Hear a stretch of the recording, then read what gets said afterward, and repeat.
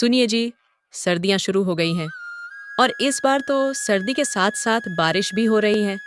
घर की छत का तो आप जानते हैं ना, पानी आता है। हाँ गीता, इस बार ठंडी कुछ ज्यादा ही पड़ने वाली है, क्योंकि गांव के चौपाल पर लोग बोल रहे थे कि इस बार सर्दी के साथ साथ भयंकर बारिश भी होने वाली है। अजी, अजी, ऐसा हुआ तो हमारा क्या होगा? छत के साथ-साथ घर की खिड़कियाँ भी टूटी हुई हैं। ठंडी हवा सीधी अंदर आती है। आप कुछ कीजिए ना। गीता, मैं कुछ करता हूँ, मालिक के पास जाकर देखता हूँ। वे अगर कुछ मदद करेंगे तो मैं घर की छत और खिड़कियां ठीक करवा दूंगा।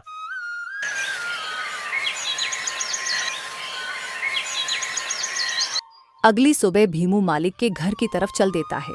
भीमू का मालिक, जो स्वभाव से बहुत ही कठोर और निर्दयी था, अलाव के पास खड़ा अपने नौकरों पर चिल्ला रहा था। भीमू अपने मालिक के पास जाता है और उनसे कहता है, मालिक, ठंडी का मौसम आ चुका है। कल तो हल्की हल्की बूंदाबांदी भी हो रही थी और मेरे घर की छत और खिड़कियां टूटी है। भीमू की बातें सुनकर मालिक कहता है, अरे भीमू, तो उसमें मैं क्या करूं? मालिक, आप मुझे थोड़े बहुत पैसे उधार दे देते तो मैं अपने झोपड़ी की मरम्मत करवा लेता और मैं दिन रात मजदूरी करके आपका उधार चुका दूंगा। अरे तने अभी तो इतना काम भी ना करिया जो मैं तने उधार दे सकूं। अभी मेरे पास पैसे कोन्या। सर्दी की वजह से यूं सारा धंधा चौपट हो रहा है। और सुन, मेरी बात काल से काम पर मत आई। मने तेरे बर्गे मजदूर की जरूरत कोन्या। अरे मालिक, मैं तो मदद की उम्मीद से आपके पास आया था, लेकिन आप तो उल्टा मुझसे मेरा ही रोजगार छीन रहे हो। ऐसा मत करो मालिक, मत करो। मैं कहां जाऊंगा? भीमू के इतनी मिन्नतें करने के बाद भी उसका मालिक उसकी एक नहीं सुनता है और बेचारा भीमू वहां से दुखी मन से वापस चला आता है। भीमू दिन भर जगह जगह काम ढूंढता है, लेकिन उसे कहीं भी काम नहीं मिला। सुबह से रात हो गई। गीता को बोलकर आया था कि छत का इंतजाम कर दूंगा, पर यहां तो नौकरी भी चली गई। घर ठीक होना तो छोड़ो, खाने तक का इंतजाम नहीं कर पाया। चाय की एक दुकान के आगे बैठा यह सब सोच ही रहा था कि तभी आसमान में काले बादल छा जाते हैं और जोर जोर से बिजली कड़कने लगती है। भगवान, लगता है बारिश होने वाली है। मुझे तुरंत घर पहुंचना होगा, वरना गीता अकेले कैसे संभालेगी। भीमू जल्दी जल्दी अपने घर की तरफ दौड़ता है। वह कुछ दूर चला ही था कि तभी जोर जोर से बारिश शुरू हो जाती है। ऊपर वाले, ये कैसी परीक्षा ले रहे हो? पहले क्या आपको हमारे दुख कम लग रहे थे, जो ऊपर से ये बेमौसम की बारिश और शुरू कर दी है।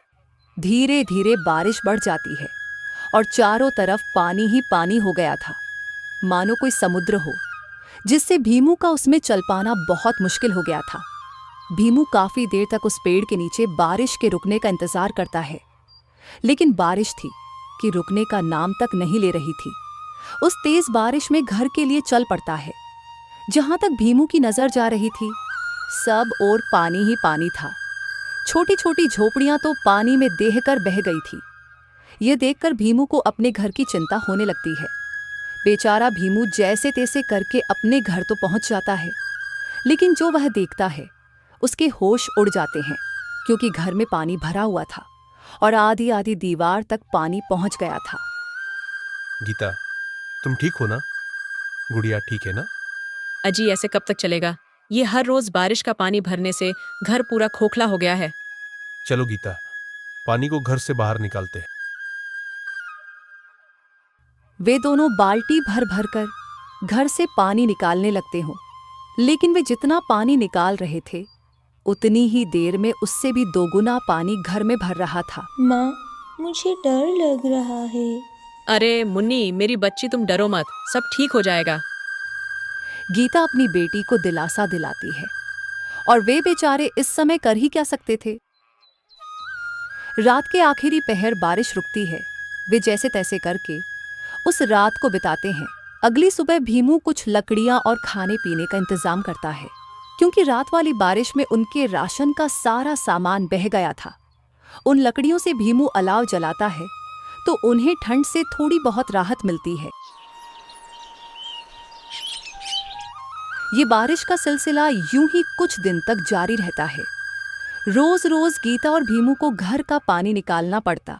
एक दिन वो सब घर के बाहर खड़े थे। अजी ऐसे कब तक चलेगा? अब कर भी क्या सकते हैं भाग्यवान, कोई और रास्ता भी तो नहीं है। वे दोनों आपस में बातें कर ही रहे थे कि तभी अचानक से जोर का तूफान आया और बारिश शुरू हो गई। देखते ही देखते लखन का सारा घर बारिश में पूरी तरह ढह गया। ये हर रोज बारिश का पानी भरने से घर पूरा खोखला हो गया है।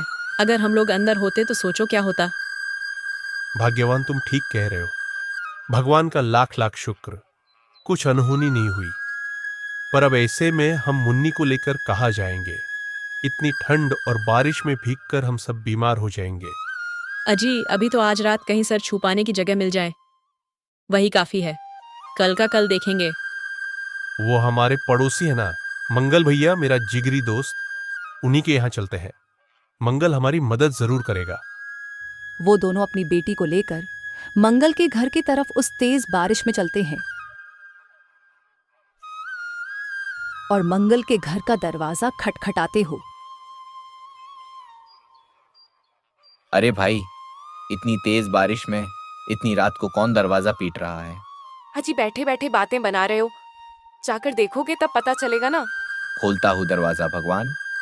अरे भीमू, तू पूरे परिवार के साथ इस समय यहाँ, सब ठीक तो है ना? अरे कुछ ठीक नहीं है मंगल भाई, तेज बरसात की वजह से हमारा घर ढह गया है। हम सड़क पर आ गए। हम लोग बीबी बच्चों को लेकर कहा जाता, इसलिए यहां आ गया। आज की रात क्या हम तेरे घर में रुक सकते हैं? देख भाई भीमू, दोस्ती यारी अपनी जगह ठीक है, मैं तुझे रख भी लूं, पर तेरी भाभी कभी नहीं मानेगी। और वैसे पूरा परिवार एक साथ माफ करना भाई, मैं नहीं रख सकता। कैसी बात कर रहा है मंगल? मैंने भी हमेशा तेरे अच्छे बुरे वक्त में तेरा साथ दिया है, और आज जब मुझ पर मुसीबत आई तो तू मुंह फेर रहा है। ऐसा मत कर मेरे भाई, एक ही रात की तो बात है, मेरी बच्ची बीमार हो जाएगी। सब समझता हूँ भीमू, पर मैं नहीं रख सकता। अभी तुम कोई और जगह तलाश कर लो। भीमू कुछ और बोल पाता, उससे पहले ही मंगल ने उसके मुंह पे दरवाजा बंद कर दिया।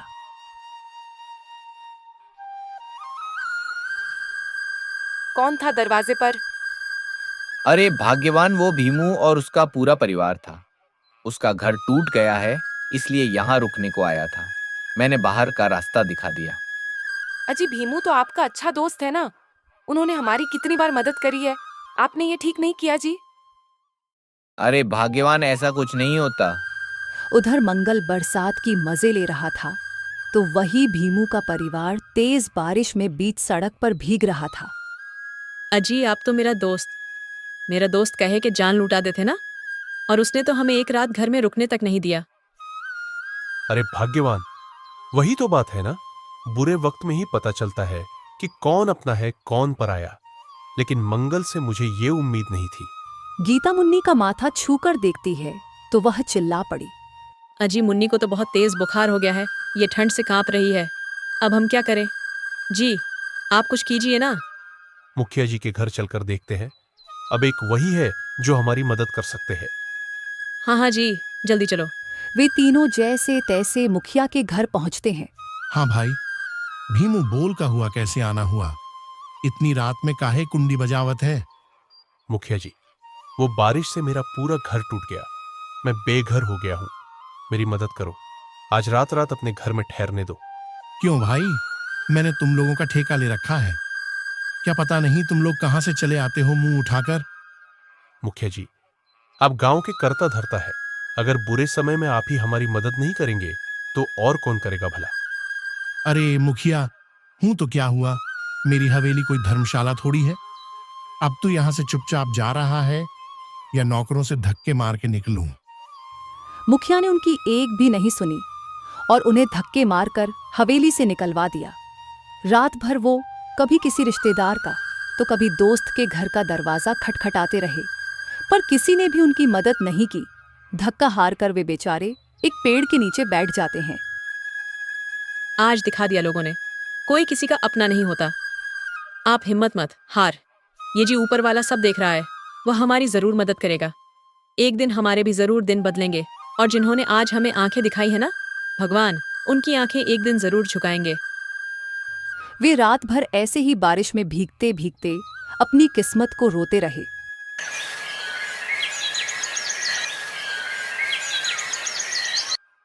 गीता, तुम यही पेड़ के नीचे मुन्नी के साथ रहना। मैं कुछ खाने पीने का इंतजाम करके आता हूँ। अच्छा जी, ठीक है, पर जल्दी आना।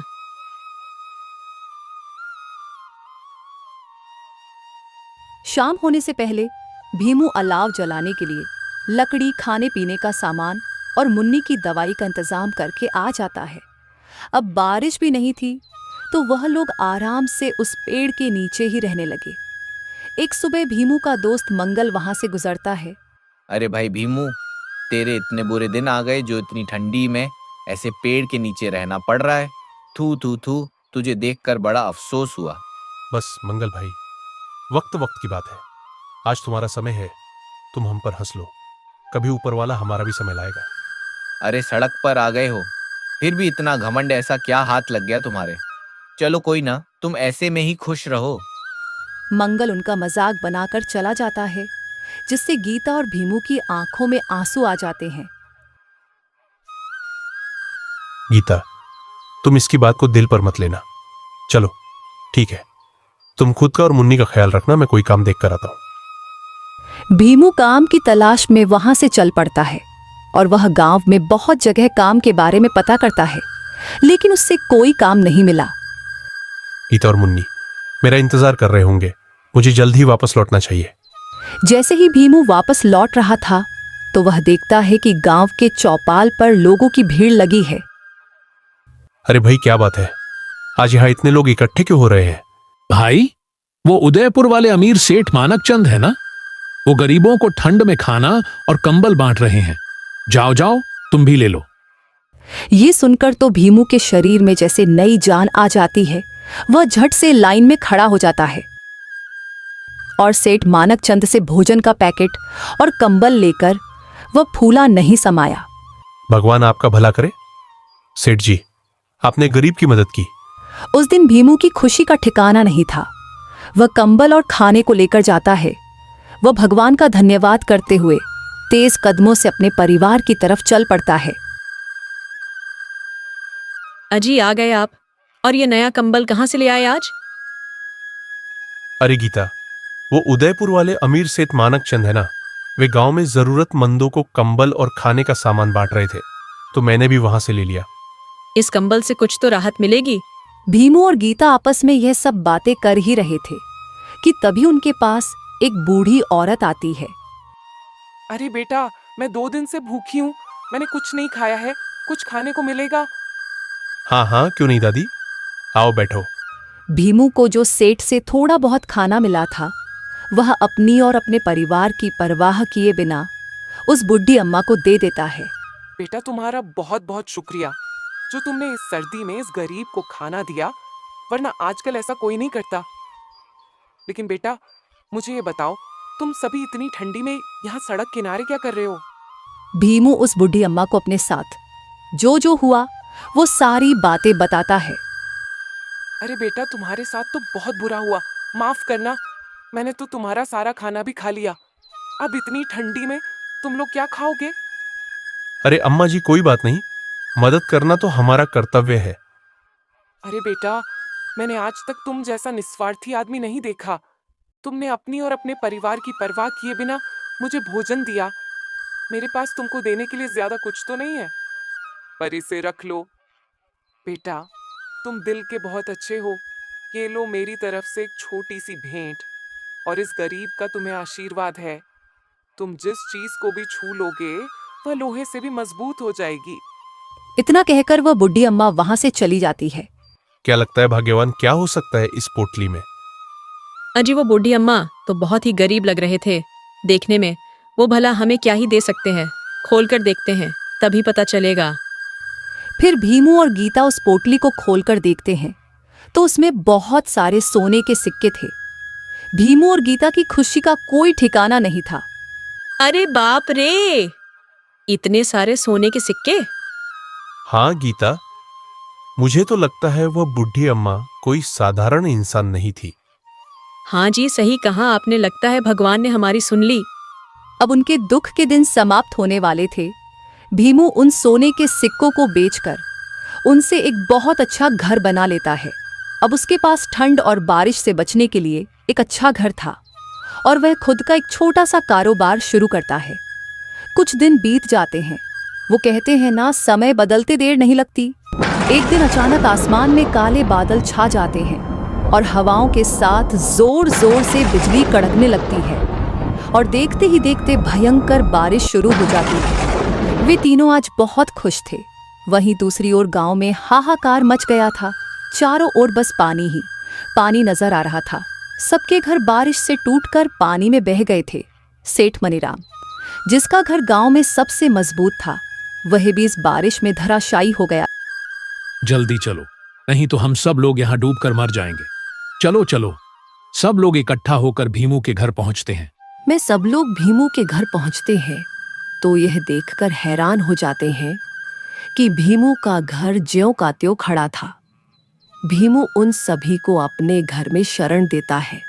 वह सब आज बहुत शर्मिंदा थी क्योंकि उनमें से किसी ने भी भीम के बुरे वक्त में उसका साथ नहीं दिया था। मुझे माफ कर दो भीमू, मैंने तुम्हारी कोई मदद नहीं की थी। मुझे माफ कर दो भीमू भाई, मैंने बुरे वक्त में तुम्हारी मदद नहीं की। माफ कर दो मुझे। सब लोग भीमू से माफी मांगते हैं। उन्होंने भीमू के साथ बहुत गलत किया था, फिर भी वह सबको माफ कर देता है क्योंकि वह बहुत नेक दिल इंसान था। कोई बात नहीं, मैंने आप सभी को माफ किया, लेकिन कभी भी किसी गरीब और असहाय के साथ ऐसा गलत नहीं करना चाहिए क्योंकि ऊपर वाला सब देखता है।